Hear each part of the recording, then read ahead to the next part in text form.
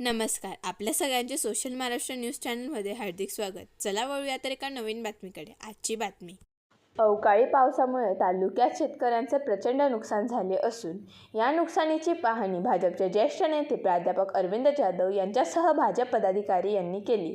तसेच शेतकऱ्यांचे झालेल्या नुकसानाचे पंचनामे करून लवकरात लवकर शेतकऱ्यांना मदत कशी होईल यासाठी प्रयत्न करू, असे प्राध्यापक अरविंद जाधव यांनी सांगितले.